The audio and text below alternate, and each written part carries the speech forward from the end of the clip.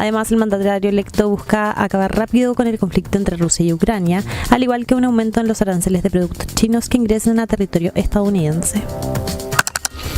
Bueno, llega el día, el lunes, y ahí vamos a tener novedades sin duda. Alberto Rojas, director del Observatorio de Asuntos Internacionales de la Universidad Finisterre, nos ayuda a comprender lo que viene. Bienvenido. ¿Cómo estás, Ramón? ¿Qué tal? Hay harta expectación. Muchísima, y con justa razón. El próximo lunes comienzan los próximos 4 años de Trump en la Casa Blanca. Su mandato va de enero del 2025 a enero del 2029.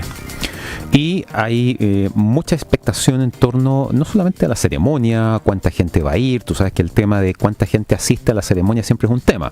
Recordemos que la primera vez que Trump juró, hubo todo un debate en términos de que él sostenía que había más gente de cuando juró por primera vez Obama. Cosas de ese estilo, ¿verdad? Y en eso se compite. Sí, no, por supuesto. Y bueno, la pregunta es si acaso lo que Trump ha estado diciendo todo este tiempo se va a concretar tal como él lo ha dicho. Hay que señalar, remarcar que desde su triunfo en noviembre del año pasado, que fue un triunfo bastante contundente, hay que decirlo, y que cuenta además con el respaldo de un Congreso en donde los republicanos tienen mayoría en ambas cámaras. Eso también es importante recordarlo. Claro. Trump se ha conducido no como presidente electo, sino como presidente en funciones. Y eso es muy llamativo. O sea, no solamente ha definido un gabinete, ¿verdad?, con figuras más o menos polémicas, pero por ejemplo, él estableció 2 enviados especiales para los principales conflictos en este minuto. El ex general Keith Kellogg como enviado especial del gobierno de Trump a la guerra en Ucrania, y Stephen Witkoff como abogado y también empresario, como enviado especial para la guerra en Medio Oriente. Y que de hecho tuvo ya trabajo en estos días, producto de este principio de acuerdo para el cese del fuego entre Israel y Hamás. Él viajó de Estados Unidos a Qatar y desde Qatar llamó personalmente a Benjamín Netanyahu. Allí hay hartas interpretaciones señalando que este acuerdo o preacuerdo que se concreta o no se concreta, claro, no podría haber sido posible si no hubiese sido con la intervención de Trump. Por el otro lado, los demócratas y Joe Biden trata de decir, bueno, esto lo saqué yo, pero bueno, hay como que cuál es la participación de uno y otro, el nivel de influencia de uno y otro. Bueno, el gobierno de Biden ha dicho que esta fue una gestión combinada entre la administración saliente y la administración entrante. Pero lo cierto es que este acuerdo de cese el fuego, de alto al fuego, es prácticamente el mismo plan que Biden presentó en mayo del año pasado. Ya. La única diferencia es la figura de Trump. Y el hecho de que Trump tiene una relación con Netanyahu mucho más estrecha de la que tiene Biden. En general, Netanyahu siempre se ha llevado mejor con gobiernos republicanos que con gobiernos demócratas. El caso de Biden, el caso de Obama, no hubo mayores progresos, pero con Bush y con Trump, sin duda.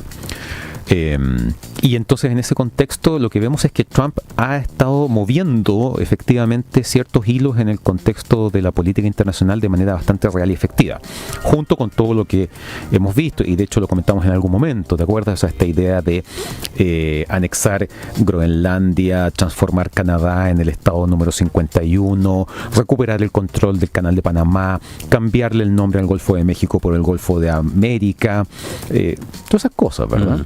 Sí.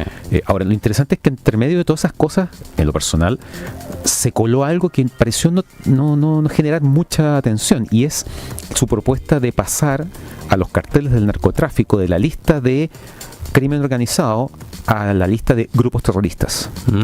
Y eso cambia completamente la estrategia de Estados Unidos, porque en el fondo un cartel del narcotráfico que es parte del crimen organizado transnacional se combate a través de, no sé, gestiones con policías locales, infiltrar agentes, bloquear sus recursos económicos, etcétera. Pero cuando estás en la lista de los grupos terroristas, la solución es muy simple: mandar un dron artillado y empezar a bombardearlo. Entonces la idea de que haya drones con proyectiles volando por el cielo o por el espacio aéreo de México u otro país no deja de llamar la atención. Es que, claro, y eso de verdad, eso ha pasado un poco más a segundo plano, ¿no? Totalmente. Sí, ¿eh? Totalmente. Bueno, pero hay uno menos que está en esa lista por acción de Biden en los últimos días, que sacó a Cuba de esa lista. Sacó a Cuba, ¿no? exactamente. Porque, el otro día lo recordábamos acá y si mal no recuerdo, en esa lista están quedando entonces Siria, Irán y Corea del Norte. Claro. Ya, y entonces aquí la idea de... Como países.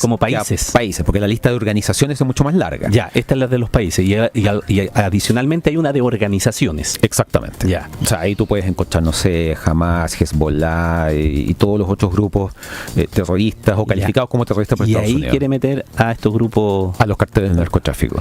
Exacto.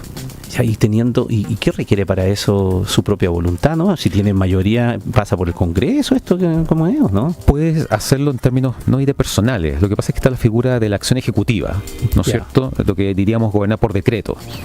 Y Trump, lo que se ha dicho hasta el minuto es que estaría en condiciones de empezar a tomar decisiones a través de esa herramienta, independientemente de que cuenta con un respaldo bastante consistente del Congreso. Se calcula, o se ha dicho al menos, que el lunes, el día que él asume oficialmente su segundo gobierno, va a firmar 100 documentos, 100 iniciativas. 100. Se va a tener con tendinitis. El punto es que no se sabe realmente cuál es el alcance de eso, porque se ha dicho, y lo hemos conversado también acá, esta idea de, en el fondo, cumplir las promesas de campaña. Y para él prioritario es el tema interno, la economía, el empleo, etcétera. Evitar que China se siga llevando inversionistas estadounidenses y que los inversionistas estadounidenses se queden en Estados Unidos. Pero también está el tema del control fronterizo, reforzar la frontera sur.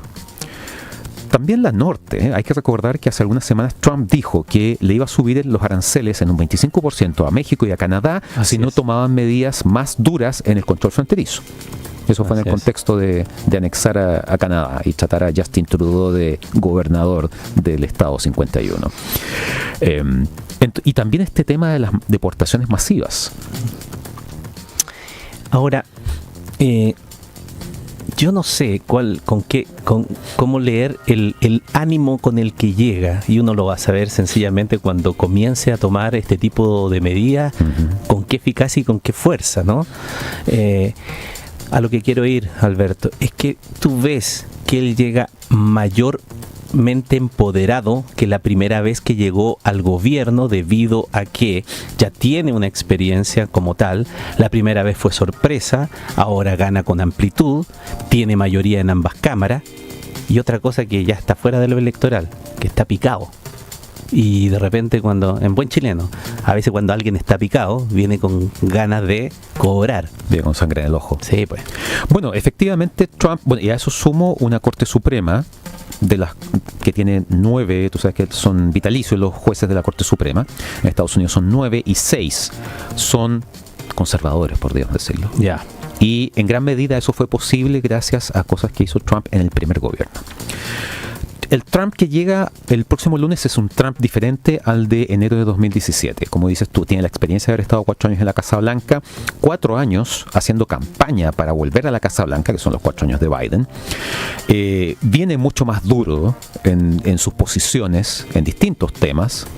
Hemos visto cómo para él no hay preocupación o no hay un tema de enemistarse con los aliados. De horquillarlos, de verdad. Canadá, ¿cuál es la amenaza de Canadá para Estados Unidos? ¿Te fijas? Con México quizá puede haber algún otro tema, sobre todo por la trayectoria histórica del tema migratorio. Pero ¿qué pasa con los aliados europeos? O sea, en Europa hay mucha preocupación. Trump llega mucho más decidido a ser muy pragmático, y tal como se decía al comienzo, para él la prioridad en términos de política exterior es acabar con las guerras, la guerra extendida de Medio Oriente, ¿verdad? Que comenzó en Gaza, después se extendió a Líbano, a Yemen, etcétera, a Irán, y acabar con la guerra en Ucrania, que él considera que es un conflicto en el cual Estados Unidos no debería estar, y que además le significa que Estados Unidos ha gastado miles de millones de dólares en el apoyo a Ucrania en términos militares y económicos. Entonces, para él, el tema de resolverlo es lo prioritario, porque es una distracción para sus temas prioritarios, que son los temas de política interna, su guerra con China ¿te fijas? Y probablemente un gran impulso, sobre todo teniendo a Elon Musk dentro del gobierno, pero no dentro del gabinete. Hay que recordar que él es parte codirector de esta nueva agencia de eficiencia estatal, que no existía y que no necesita aprobación del Congreso. Una última cosa, ya que haces el panorama completo allí. ¿Es una mala noticia para Zelensky? ¿O hay que verlo? Trump durante la campaña dijo que podía resolver Ucrania en 24 horas. Ya, pero la pregunta es ¿cómo? Nunca lo dijo. Hace un par de días, en la última conferencia de prensa que dio, habló de que esto podía tomar un poco más de tiempo, que tal vez podía durar unos meses, ojalá menos de 6 meses. Pero lo que hemos visto, y sobre todo a partir de lo que ha trascendido de la propuesta de Keith Kellogg, el enviado especial de Trump a Ucrania, es una propuesta para cerrar la guerra, pero en la cual Ucrania pierde mucho. Ucrania acepta perder el 20% invadido por Rusia. Ucrania no recupera la península de Crimea. Ucrania no entra a la OTAN. Estados Unidos no pone misiles en Ucrania, nada. O sea, Ucrania pierde y queda bastante expuesta todavía, mientras que Rusia acepta todo eso y además comienza el levantamiento paulatino de las sanciones económicas. Esa es una manera de decir cómo termino con la guerra. Claro. El claudicar en los intereses de Ucrania fundamentales.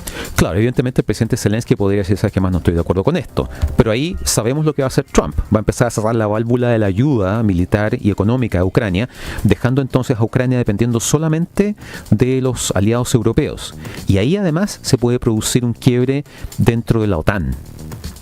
Y eso sería muy, muy grave. John Bolton, que fue asesor de seguridad nacional de Trump entre 2018 y 2019, el otro día dio una entrevista en la cual decía que estaba muy preocupado de que Trump rompiera con la OTAN y que Estados Unidos se saliera de la OTAN. La vez pasada le quitaba la plata, ¿no? Decía que no iba a ponerle plata. Ahora, le criticaba que no habían cumplido con el acuerdo de invertir el 1% del PIB, sí. Después subieron a 2% y ahora se está hablando del 5%. Porque decía que Estados Unidos no me estaba financiando la OTAN. Claro, Estados Unidos cargaba con el peso. Ya. Vamos a ver, pues. Por Dios que vamos a tener temas. Mucho. Y aquí lo vamos a estar conversando cada día viernes con Alberto Rojas, director del Observatorio